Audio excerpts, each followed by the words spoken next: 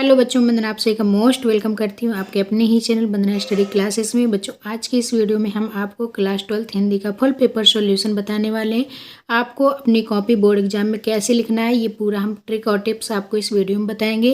किस तरह से लिखने पर टीचर पूरे नंबर देते हैं। अगर बच्चों आप भी 90 से 95 नंबर लाना चाहते हैं हिंदी में, तो वीडियो को लास्ट तक देखिएगा, क्योंकि ये वीडियो आपके लिए बहुत ही ज़्यादा यूजफुल है।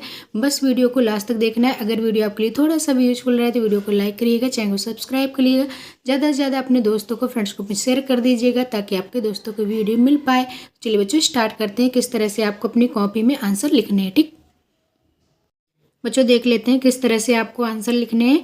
तो बच्चों, इस तरह से आपको कॉपी मिलेगी। कॉपी के आपको बाएं साइड यहाँ पर स्केल के बराबर का एक हाशिया खींच लेना है। ठीक, तो यहाँ पर आप इस तरीके से खींच लीजिएगा। दोनों तरफ आपको नहीं खींचना है, आपको बाएं तरफ खींचना है। ठीक, तो इस तरह से आपको खींच लेना है। दोनों तरफ आपका नहीं खींचा जाता, कोई कोई बच्चे दोनों तरफ खींच देते हैं, लेकिन वो सही नहीं रहता है। आपको इस तरफ खींचना है। ठीक, और इस तरीके से आपको डालना है। सबसे पहले खंड का। ठीक, खंड का आपका प्रश्नोत्तर संख्या फर्स्ट, इस तरीके से आपको डालना है। और इसके नीचे भी आपको अंडरलाइन करना है, इसके नीचे भी आपको अंडरलाइन कर देना है, ताकि आपकी कॉपी बहुत ही सुंदर दिखे।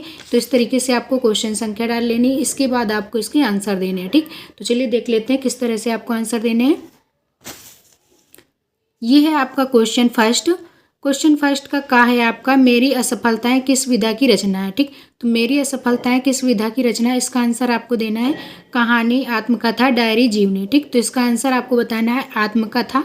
तो बच्चों, इसका आंसर आपको कैसे लिखना है, यहाँ पर आपको का नंबर डाल देना है और सेकंड लिख देना है, इसके बाद आत्मकथा लिख देना है। ठीक, तो ये आपका आंसर हो जाएगा। इस तरीके से एग्जाम में टिक करेगा, एक नंबर देगा और आगे बढ़ जाएगा। ठीक, तो आपको इसी तरीके से लिखना है। तो ये आपका लिखने का सबसे बेस्ट तरीका होता है। इसी तरह से टॉपर लिखते हैं, तभी उनके पूरे नंबर आते हैं। तो इस तरीके से आपको भी इस बार लिख कर आना है। ठीक बच्चों, इसी तरह से आपको सारे क्वेश्चन के आंसर लिख लेते हैं। अगर आपको इनमें से कोई क्वेश्चन नहीं आ रहा है तो आपको खाली जगह नहीं छोड़ना है, आप तुक्का मार के कोई भी आंसर लिख दीजिएगा, लेकिन आप पूरे इस तरीके से सीरियल से आप पूरे आंसर देकर आइएगा। ठीक, इसके बाद बच्चों देख लेते हैं सेकंड नंबर क्वेश्चन। तो सेकंड नंबर में आपको प्रश्नोत्तर संख्या सेकंड डालनी है। इसी तरीके से इसके भी आंसर आपको देने हैं। ठीक, तो चलिए देख लेते हैं क्वेश्चन आपके सेकंड नंबर पर कौन कौन से क्वेश्चन पूछे गए हैं। सेकंड का है बच्चों, अयोध्या सिंह उपाध्याय हरिऔध की रचना है। ठीक, तो यहाँ पर इसका आंसर हो जाएगा वैदेही वनवास। ठीक, तो इसका आंसर आपको लिख लेना है। इसके बाद आपका नेक्स्ट है खा नंबर, सरोज स्मृति कविता के रचनाकार है। सरोज स्मृति कविता के रचनाकार कौन है, तो बच्चों इसका आंसर हो जाएगा सूर्यकांत त्रिपाठी निराला जी। इसके बाद नेक्स्ट है आपका ग नंबर क्वेश्चन, उपमान मैले हो गए किसकी काव्य पंक्ति है। ठीक, तो उपमान मैले हो गए किसकी काव्य पंक्ति है, तो इसका आंसर आपको बता देना अज्ञेय की। इसके बाद नेक्स्ट है आपका घ नंबर, एकांतवासी योगी किसकी रचना है। एकांतवासी योगी किसकी रचना है बच्चों, तो इसका राइट आंसर हो जाएगा श्रीधर पाठक की। और इसके बाद आपका नेक्स्ट है अंगा नंबर क्वेश्चन, हिंदी काव्य के किस कालखंड को स्थूल के प्रति सूक्ष्म का विद्रोह कहा गया है। ठीक, तो इसका आंसर हो जाएगा छायावाद। तो आप क्या करिएगा, सबसे पहले या तो फिर आप छोटे छोटे पॉइंट करके इस तरीके से टिक कर लीजिएगा और एक साथ सारे आंसर ऐसे लिख दीजिएगा। ठीक, तो फर्स्ट का आंसर हो जाएगा आपका सेकंड वाला वैदेही वनवास। इसके बाद आपका खा नंबर क्वेश्चन हो जाएगा फर्स्ट वाला सूर्यकांत त्रिपाठी निराला। इसके बाद ग नंबर का आंसर लिख देना है। फोर्थ हो जाएगा अज्ञेय की। इसके बाद घा नंबर लिख देना है सेकंड श्रीधर पाठक। और इसके बाद अंगा नंबर सेकंड इसका छायावाद। ठीक, तो इस तरीके से सारे आंसर आपको लिख देने हैं। चलिए नेक्स्ट क्वेश्चन देख लेते हैं। आपका दिए गए गद्यांश पर आधारित निम्नलिखित प्रश्नों के उत्तर दीजिए। ठीक, तो ये गद्यांश आपके दो पूछे जाएंगे। पहला वाला ये है और इसके बाद आपका अथवा में दूसरा गद्यांश ये वाला पूछा गया है। तो इस तरीके से आपके एग्जाम में दो गद्यांश पूछे जाएंगे, उनमें से आपको कोई एक करना है। ठीक, तो इसको किस तरह से आपको सॉल्व करना है चलिए देख लेते हैं। तो ये आपका क्वेश्चन रहेगा बच्चों 10 नंबर का। इसमें आपके 5 क्वेश्चंस पूछे जाएंगे और प्रत्येक क्वेश्चन आपका 2 नंबर का होगा। ठीक, इस तरह से ये आपका 10 नंबर का क्वेश्चन पूरा हो जाएगा। तो ये स्कोरिंग आपका क्वेश्चन है, तो इसको आपको पूरा सॉल्व जरूर करना है। अगर नहीं भी आ रहा तब भी इसको करके जरूर आना है। ठीक, तो किस तरह से आपको करके आना है चलिए देख लेते हैं। इस क्वेश्चन को हल करने से पहले सबसे पहले आपको क्या करना है बच्चों, इस गद्यांश को आपको अच्छे से रीड करना है केयरफुली। इसके बाद इसको समझना है कि किस पार्ट से लिया गया है, इसके लेखक कौन है। इसके बाद बच्चों नीचे क्वेश्चन पूछे गए, इन क्वेश्चंस के आंसर आपको देने हैं। ठीक, तो चलिए देख लेते हैं। साहित्य, कला, नृत्य, गीत, आमोद प्रमोद, अनेक रूपों में राष्ट्रीय जन अपने अपने मानसिक भावों को प्रकट करते हैं। आत्मा का जो विश्वव्यापी आनंद है वह इन विविध रूपों में साकार होता है। यद्यपि बाह्य रूप की दृष्टि से संस्कृति के ये बाहरी लक्षण अनेक दिखाई पड़ते हैं, किंतु आंतरिक आनंद की दृष्टि में उनमें एक सूत्रता है। जो व्यक्ति सहृदय है वह प्रत्येक संस्कृति के आनंद पक्ष को स्वीकार करता है और उससे आनंदित होता है। इस प्रकार की उदार भावना ही विविध जनों से बने हुए राष्ट्र के लिए स्वास्थ्यकर है। ठीक, तो इस तरीके से आपको अच्छे से रीड करना है, केयरफुली, ध्यान से। इसके बाद इसमें आपको गैस करना है कि ये किस पार्ट से लिया गया। ठीक, तो कैसे बच्चों इसमें आप जानेंगे कि किस पार्ट से लिया गया है, तो आप समझ रहे होंगे कि साहित्य, कला, नृत्य, गीत, आमोद प्रमोद, और इसमें देखिए बात की गई है राष्ट्रीय जनों की, राष्ट्र के बारे में बात की गई है। यहाँ पर देख लीजिए ये राष्ट्र के बारे में बताया गया है। तो आप इससे अनुमान लगाइएगा कि ये राष्ट्र का स्वरूप जो वासुदेव शरण अग्रवाल जी का पाठ है उसी से लिया गया है। ठीक, तो ये राष्ट्र का स्वरूप से लिया गया है। तो इसमें आपका इसके बाद जो नीचे क्वेश्चन पूछे गए इनके आंसर आपको इसी से देने हैं। ठीक, तो किस तरह से देंगे, अगर बच्चों आपको नहीं पता है कि किस पार्ट से लिया गया है, इसके लेखक कौन है, तो आपको क्या करना है बच्चों कि आपको संदर्भ हेडिंग डालनी है और उसमें भी आपको लिखना है। किस तरह से लिखना है चलिए देख लेते हैं। और अगर आपको आता है तो किस तरीके से लिखना है पहले ये देख लेते हैं। ठीक, अगर नहीं आता है तो किस तरीके से लिख दीजिएगा ये भी हम आपको इसी में बता देंगे। ठीक, तो इसमें आपको संदर्भ हेडिंग डालनी है। संदर्भ में आपको लिखना है प्रस्तुत गद्यांश डॉक्टर वासुदेव शरण अग्रवाल द्वारा लिखित राष्ट्र का स्वरूप नामक पाठ से लिया गया है। ठीक, तो इस तरीके से भी आप लिख दीजिएगा तो आपको पूरे नंबर मिलेंगे। अगर आप इस तरीके से भी लिखते हैं प्रस्तुत गद्यांश हमारी पाठ्य पुस्तक हिंदी भाग के वासुदेव शरण अग्रवाल जी द्वारा लिखित राष्ट्र के स्वरूप नामक पाठ से लिया गया है। ठीक, इस तरीके से भी आप लिखेंगे तब भी आपको पूरे नंबर मिलेंगे। ठीक, तो आप किसी भी तरीके से लिखिए लेकिन इस तरह से आपको लिख देना है। इसके बाद अगर बच्चों आपको नहीं पता है कि किस पार्ट से लिया गया है, इसके लेखक कौन है, तो बच्चों आपको क्या करना है, यहाँ पर आपको ये किसी भी लेखक का नाम और किसी भी यहाँ पर पार्ट का नाम आपको डाल देना है। बस आपको ध्यान रखना है हाईलाइट नहीं करना, ब्लैक पेन से आपको नहीं लिखना है। ठीक, अगर आपको आ रहा है तो आप ब्लैक पेन से लिखिएगा इस तरीके से और अंडरलाइन भी आप कर दीजिएगा। अगर आपको नहीं आता है बच्चों तो इसमें आपको ब्लू पेन से किसी भी पार्ट का किसी भी लेखक का नाम डालकर आपको इतना लिख देना है प्रस्तुत गद्यांश हमारी पाठ्य पुस्तक हिंदी भाग के इस राइटर के द्वारा इस पार्ट से लिया गया है। ठीक, इतना आपको लिख देना है। जिसका आपको नाम याद आ रहा हो आप उसका नाम डाल दीजिए, पार्ट का नाम डाल दीजिएगा।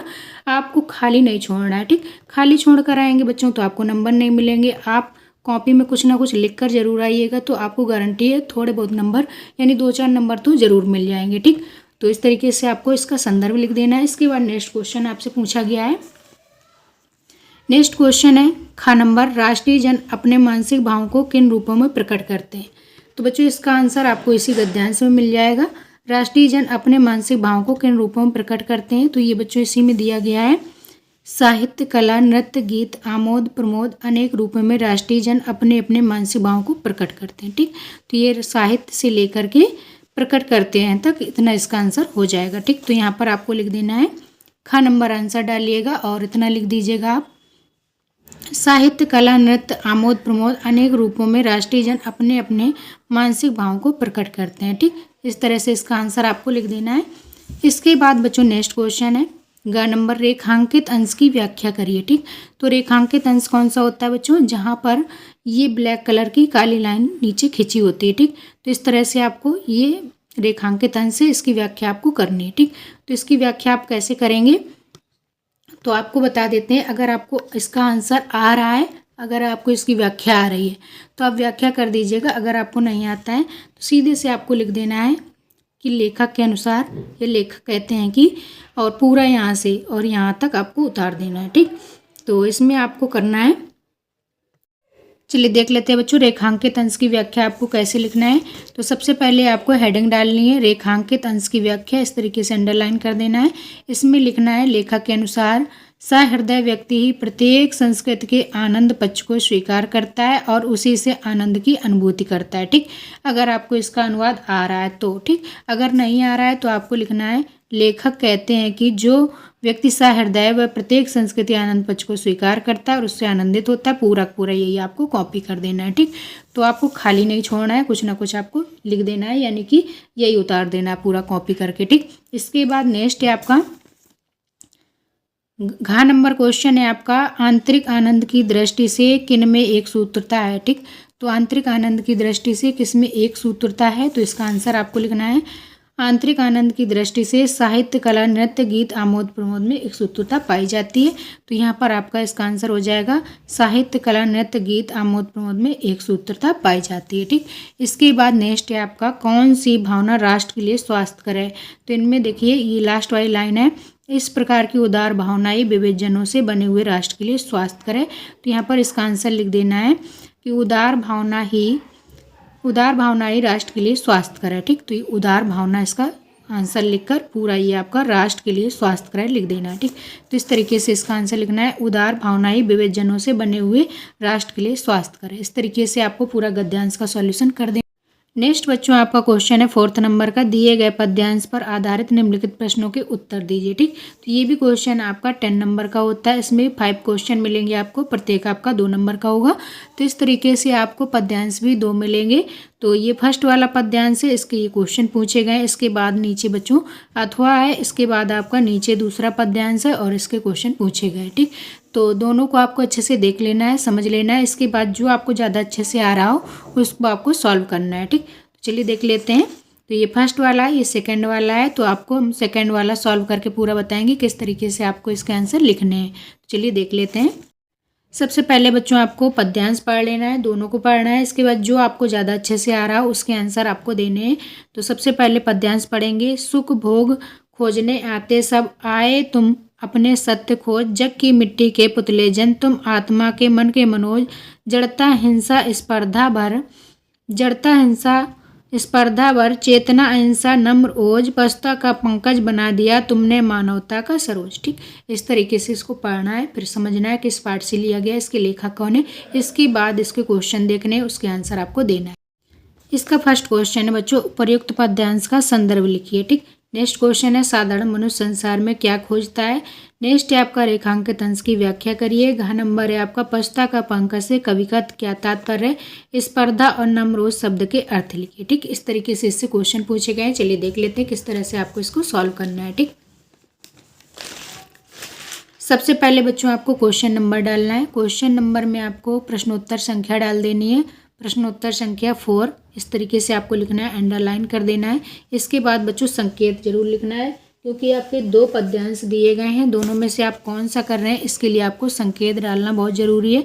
तो आप इस तरीके से संकेत डाल दीजिएगा इसमें। इसका पहला शब्द लिखकर डैश डैश करके लास्ट का शब्द आपको लिख देना है। ठीक, तो किस तरीके से लिखना है, आपको संकेत हेडिंग डालनी है, सुख भोग डैश डैश, और लास्ट में आपको का सरोज लिखकर इस तरीके से इसको छोड़ देना है। इसके बाद आपको का नंबर हेडिंग डालनी है, इसमें लिखना है संदर्भ। संदर्भ में आपको लिखना है, प्रस्तुत पद्यांश श्री सुमित्रा नंदन पंत द्वारा रचित बापू के प्रति शीर्षक कविता से उद्धृत यानी कि लिया गया है। ठीक, तो यहाँ पर आपको लेखक का नाम ब्लैक पेन से लिखना है और पाठ का नाम भी ब्लैक पेन से लिखना है। ठीक, अगर आपको नहीं आ रहा है तो यहाँ आप किसी भी लेखक का नाम, किसी भी पाठ का नाम आप ब्लू पेन से लिखिएगा, खाली जगह नहीं छोड़िएगा, आप कुछ ना कुछ जरूर लिख दीजिएगा। ठीक, जो आपको याद आ रहा हो तो आप लिख दीजिएगा यहाँ।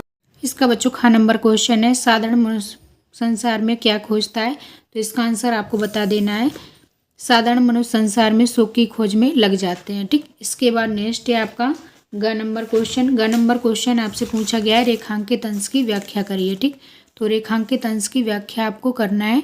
तो इस तरह से यहाँ पर पद्यांश में आपको ये रेखांकित अंश दिया गया है, ये 2 लाइन से दी गई, इनमें आपके नीचे अंडरलाइन है, इसकी व्याख्या आपको करनी है। ठीक, तो किस तरह से करनी है बच्चों, यहाँ पर आपको लिख देना है इसका आंसर। कवि के अनुसार दुनिया के शरीर नश्वर हैं और इन्हें छोड़कर परमात्मा में मन लगाना चाहिए। ठीक, अगर आपको नहीं आ रहा है तो बच्चों आपको क्या करना है, कवि के अनुसार लिखकर जितने में आपका अंडरलाइन है उतना आपको पूरा कॉपी करके लिख देना है। ठीक, इसके बाद बच्चों नेक्स्ट क्वेश्चन है आपका, नेक्स्ट क्वेश्चन है घ नंबर। घ नंबर क्वेश्चन है आपका, पशुता का पंकज से कवि का क्या तात्पर्य है। पशुता का पंकज से कवि का क्या तात्पर्य है, तो यहाँ पर आपको लिख देना है, सुमित्रा नंदन पंत जी की कविता में पशुता का पंकज से कवि का मतलब है कि हिंसा और जड़ता से भरी चेतना को अहिंसा और नम्रता से भर दिया जाता है। ठीक, इस तरीके से इसका आंसर आपको कर देना है। इसके बाद नेक्स्ट क्वेश्चन है आपका, नेक्स्ट क्वेश्चन है बच्चों अंगा नंबर, स्पर्धा और नम्र ओज में, स्पर्धा और नम्र ओज शब्दों के अर्थ लिखिए। ठीक, तो स्पर्धा और नम्र ओज शब्दों के अर्थ बताना है। तो यहाँ पर आपको इस तरीके से इसमें अर्थ बता देना है। स्पर्धा का अर्थ होता है प्रतिस्पर्धा या प्रतियोगिता। नम्र ओज का अर्थ होता है बल, प्रताप या जोश। ठीक, इस तरीके से इसका पूरा सॉल्यूशन आपको कर देना है। इस तरह से आपको पद्यांश पूरा हल करना है। और चलिए इसके आगे क्वेश्चन देख लेते हैं। नेक्स्ट नंबर क्वेश्चन है 5 नंबर आपका। 5 का है आपका निम्नलिखित में से किसी एक लेखक का साहित्यिक परिचय देते हुए उनकी प्रमुख रचनाओं का उल्लेख कीजिए। ठीक, तो 80 शब्दों में इनका आपको साहित्यिक परिचय देना है, इनकी रचनाएं लिखनी है। ये आपका 5 नंबर का क्वेश्चन होता है। साहित्यिक परिचय आपका 3 नंबर का होगा, रचनाएं आपकी 2 नंबर की होंगी। तो किस तरह से लिखना है चलिए देख लेते हैं। तो यहाँ पर आपके 3 राइटर पूछे गए हैं, वसुदेव शरण अग्रवाल, APJ अब्दुल कलाम और हरिशंकर परसाई। ठीक, चलिए देख लेते हैं इनमें से वासुदेव शरण अग्रवाल जी का जीवन परिचय आपको किस तरह से लिखना है। इस तरह से बच्चों आपको करना है। प्रश्नोत्तर संख्या 5 डालनी है, 5 का लिखना है। और यहाँ पर आप जिस लेखक का जीवन परिचय लिख रहे हैं तो यहाँ पर नाम डाल दीजिए वासुदेव शरण अग्रवाल, और इसके बाद आपको हेडिंग डालनी है साहित्यिक परिचय। ठीक, क्योंकि आपसे साहित्यिक परिचय इसमें पूछा गया है। और सबसे पहले आपको क्या करना है बच्चों, साइड में आपको इस तरीके से बॉक्स बना लेना है। बॉक्स के अंदर आपको संक्षिप्त परिचय इनका दे देना है। ठीक, तो इनका जन्म कहाँ हुआ था, जन्म स्थान, इनकी उपाधि, माता का नाम, पिता का नाम, मृत्यु, इस तरीके से आपको जितना लर्न है तो आप पॉइंट टू पॉइंट यहाँ पर इस तरीके से संक्षिप्त परिचय में लिख दीजिएगा। टॉपर्स इसी तरह से लिखे हैं तभी उनके पूरे नंबर आते हैं। तो आपको भी इसी तरीके से जीवन परिचय लिखना है ताकि आपके भी पूरे 5 में 5 नंबर मिले। तो इसी तरीके से आपको भी लिखना है। साहित्यिक परिचय आपको इस तरीके से पूरा लिख देना है। ठीक,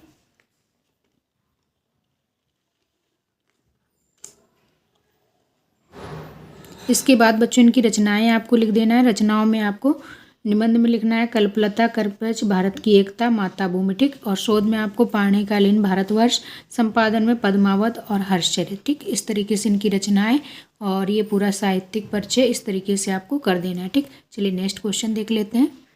बच्चों नंबर क्वेश्चन, निम्नलिखित में से किसी एक कवि का साहित्यिक परिचय देते हुए उनकी प्रमुख रचनाओं का उल्लेख करिए। ठीक, तो ये भी आपका 5 नंबर का क्वेश्चन है। साहित्यिक परिचय आपका 3 नंबर का, रचनाएं आपकी 2 नंबर की। ठीक, तो यहाँ पर आपसे पूछा गया मैथिली शरण गुप्त, सुमित्रा नंदन पंत और सच्चिदानंद हीरानंद वात्स्यायन अज्ञे। ठीक, तो ये आपके कवि परिचय हैं, इनमें से किसी एक कवि का आपको परिचय देना है। तो चलिए बच्चों देख लेते हैं सुमित्रा नंदन पंत जी का जीवन परिचय आपको किस तरह से लिखना है। तो चलिए स्टार्ट करते हैं। सबसे पहले बच्चों आपको डालना है प्रश्नोत्तर संख्या। प्रश्नोत्तर संख्या में आपको डालना है 5 का खा, और इस तरीके से आपको नाम लिख देना है। यहाँ पर जिस कवि का आप लिख रहे हैं तो सुमित्रा नंदन पंत आपको लिख देना है, और यहाँ से आपको जीवन परिचय डालना है और इस तरीके से यहाँ पर बनाकर लिख देना है। क्योंकि बच्चों इसी तरीके से आपको लिखना है। टॉपर्स जो होते हैं वो इसी तरह से लिखते हैं तभी उनके पूरे नंबर आते हैं। तो आपको भी इसी तरह से लिखना है। इनका नाम, जन्म और जन्म स्थान, माता का नाम, पिता का नाम, मृत्यु, इस तरीके से आपको पूरा यहाँ पर संक्षिप्त परिचय लिख देना है। इसके बाद इनका साहित्यिक परिचय डालते हुए यहाँ पर इनकी जो साहित्य में योगदान है पूरा आपको इस तरीके से लिख देना है। ठीक, इसके बाद इनकी रचनाएं आपकी 2 नंबर की हैं, तो इनकी रचनाएं जरूर आपको एक बार पढ़कर जाना है, क्योंकि 2 नंबर की रचनाएं आपकी पूछी जाती हैं। तो आप जिसका जीवन परिचय लिख रहे हैं तो उनकी रचनाएं आप जरूर लिखिएगा, तभी आपको पूरे 5 में 5 नंबर मिलेंगे। ठीक, इनकी प्रमुख रचनाएं बच्चों स्वर्णधूल, उत्तरा, युगपथ, चितंबरा, कला और बूढ़ा चांद, लोकायतन। ठीक, तो इनकी जो इम्पोर्टेंट रचनाएं महत्वपूर्ण है वो आपको लिख देनी है। 2-4 आपको जरूर याद करके जाना है। ठीक, इसके बाद नेक्स्ट क्वेश्चन देखिए बच्चों। नेक्स्ट क्वेश्चन है आपका 6 नंबर क्वेश्चन, ध्रुव यात्रा अथवा बहादुर कहानी के उद्देश्य पर प्रकाश डालिए। तो बच्चों इसमें अथवा में क्वेश्चन दिया गया है पंचलाइट कहानी का सारांश अपने शब्दों में दीजिए। ठीक, तो इसकी शब्द सीमा है 80 शब्द, इसमें 80 शब्द से कम नहीं होने चाहिए, इतना आपका आंसर इसका देना है। और ये 5 नंबर का क्वेश्चन है। 5 में 5 नंबर अगर आपको लाना है तो जिस तरीके से हम बता रहे हैं पूरा आप उसी तरीके से लिखिएगा, तो गारंटी आपको पूरे 5 में 5 नंबर मिलेंगे। तो चलिए देख लेते हैं।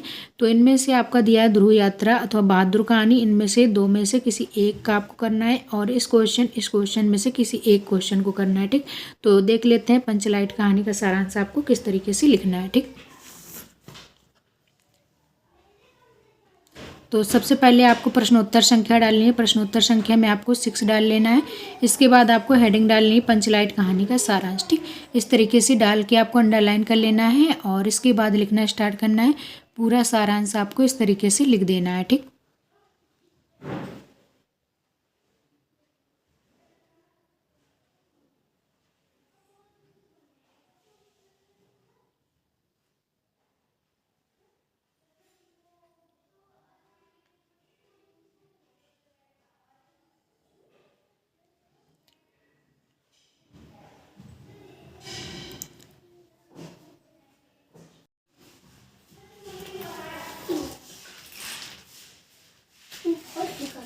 13 नंबर क्वेश्चन है, बैंक प्रबंधक को शिक्षा ऋण के आवेदन के संबंध में पत्र लिखिए अथवा किसी पर्यटन स्थल की यात्रा का वर्णन करते हुए अपने मित्र को पत्र लिखिए।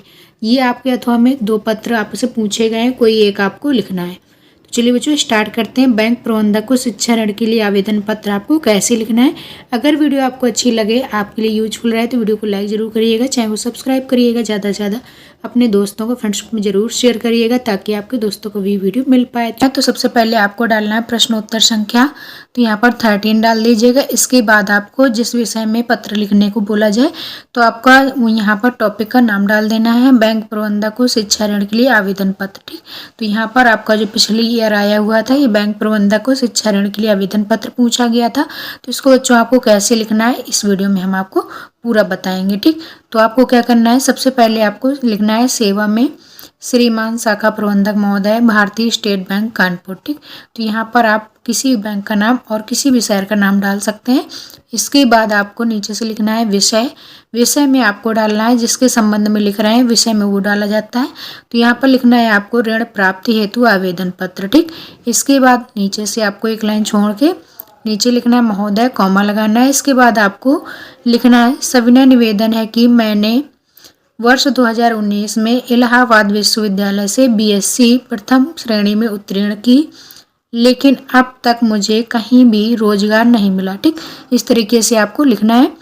और इसके आगे लिखना है लेकिन अब तक मुझे कहीं रोजगार नहीं मिला, मुझे पता चला है कि विभिन्न ऋण योजनाओं के अंतर्गत आपका बैंक भी बेरोजगार युवकों को 1 लाख रुपए तक ऋण प्रदान कर रहा है। ठीक, इस तरह से आपको लिख देना है। और नीचे से आपको लिखना है अतः आवश्यक दस्तावेज भरवाकर मुझे भी 1 लाख रुपए का ऋण प्रदान करने की कृपा करें तो महान दया होगी, ताकि हम अपना कोई व्यवसाय प्रारंभ कर सकें। इतना आपको लिख देना है ऋण प्राप्ति के लिए। इसके बाद नीचे से आपको डालनी है तारीख, डेट डाल देनी है। और यहाँ पर प्रार्थी में आबा सादा यानी XYZ कोई भी आप नाम डाल सकते हैं। और यहाँ पर आपको अपना नाम नहीं डालना है। ठीक, तो बोर्ड परीक्षा में कभी भी अपना नाम और एड्रेस नहीं डाला जाता है। तो इस तरीके से आप पूरा पत्र लेखन करिएगा, आपको पूरे 6 नंबर मिलेंगे। और इस तरीके से ही टॉपर लिखते हैं तभी उनके पूरे नंबर मिलते हैं, तो आपको भी पूरे मिलेंगे। बस आप इस तरीके से लिख कर आइएगा। इसके बाद बच्चों देख लेते हैं टॉप 5 पत्र लेखन जो कि आपके बोर्ड एग्जाम्स में आ सकते हैं, तो इनको भी आपको एक बार जरूर पढ़कर जाना है। पहला है आपका बैंक प्रबंधक को शिक्षा ऋण के लिए आवेदन पत्र लिखना है, ये हमने अभी आपको बता दिया, आपको इसी तरीके से लिख देना है। इसके बाद नेक्स्ट है आपका सेकंड नंबर, अपने मोहल्ले की नालियों की समुचित साफ सफाई के लिए मुख्य नगर अधिकारी को पत्र लिखिए। ठीक, तो ये भी मोस्ट इंपॉर्टेंट है, आपका आता है एग्जाम में, तो इसको भी आपको एक बार जरूर पढ़कर जाना है। नेक्स्ट है आपका विद्यालय में खेल कूद की सामग्री की ओर ध्यान दिलाते हुए प्रधानाचार्य को एक प्रार्थना पत्र लिखिए। ठीक, तो वेरी मोस्ट इंपॉर्टेंट है, टॉप 5 है, तो आपको 5 के 5 पढ़कर जाना है। ठीक, इसके बाद 4th नंबर है छात्रावास की जीवन शैली के विषय पर अपने मित्र को पत्र लिखकर बताना है। इसके बाद नेक्स्ट है आपका 5 नंबर, किसी पर्यटन स्थल की यात्रा का वर्णन करते हुए अपने मित्र को पत्र लिखिए। ठीक, तो ये पत्र आपको 5 है, इनमें से आपको 5 के 5 पढ़कर जाना है क्योंकि वेरी मोस्ट इंपॉर्टेंट है, ये आपके हर साल एग्जाम्स में आते हैं। तो इनमें से आपको एक न एक जरूर आपको 2024 में देखने को मिल जाएगा, इन्हीं में से एक आपको मिल जाएगा, वो आपको कर लेना है। तो इस तरीके से ये था आपका पत्र लेखन। अगर वीडियो पसंद आए तो वीडियो को लाइक जरूर करें, चैनल को सब्सक्राइब करें, ज़्यादा से ज़्यादा अपने फ्रेंड्स को जरूर शेयर करें ताकि आपके दोस्तों को भी वीडियो मिल पाए। चलिए मिलेंगे नेक्स्ट वीडियो में, तब तक के लिए bye bye, thanks for watching. बच्चों इस तरीके से आपको पूरा पेपर हल करना है और इसी तरीके से आपको आंसर लिखने हैं। इसके आगे के क्वेश्चन जो आपके दिए गए हैं इनका सोल्यूशन हम पार्ट 2 में बताएंगे क्योंकि ये वीडियो आपका काफ़ी लंबा हो रहा है, पार्ट 2 जरूर देखिएगा। इसके आगे के पूरे क्वेश्चन के आंसर आपको मिल जाएंगे। अगर ये वीडियो आपके लिए थोड़ा सा भी यूजफुल रहा हो तो वीडियो को लाइक ज़रूर करें, चैनल को सब्सक्राइब कर लें, ज़्यादा से ज़्यादा अपने दोस्तों को फ्रेंड्स को भी ज़रूर शेयर करें ताकि आपके दोस्तों को भी वीडियो मिल पाए।